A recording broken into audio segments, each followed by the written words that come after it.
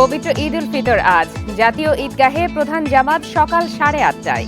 বাইতুল মোকাররমে হবে 5টি জামাত।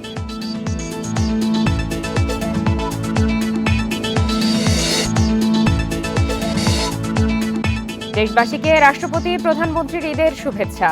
সবার সঙ্গে ঈদের আনন্দ ভাগাভাগি করার আহ্বান প্রধানমন্ত্রীর।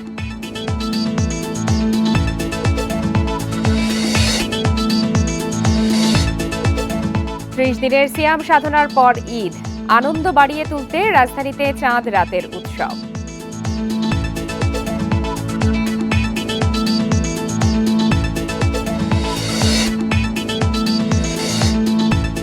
ইরান থেকে আজারবাইজান হয়ে দেশে ফিরল 186 বাংলাদেশি। সবাইকে ফিরিয়ে আনার আশ্বাস সরকারের।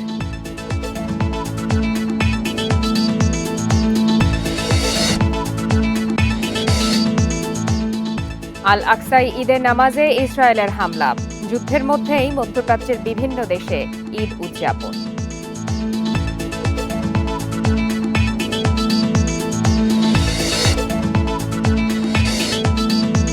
রাজধানীর মধুবাগে ছুরিকাঘাতে 10ম শ্রেণীর শিক্ষার্থীর মৃত্যু। আটক 3 জন। প্রেম ঘটিত বিরোধের জেরে হত্যা ধারণা পুলিশের।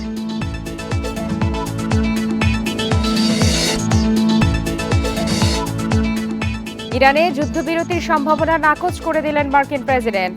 হরমুজ প্রণালীর নিরাপত্তায় আবারও আন্তর্জাতিক সহযোগিতার আহ্বান।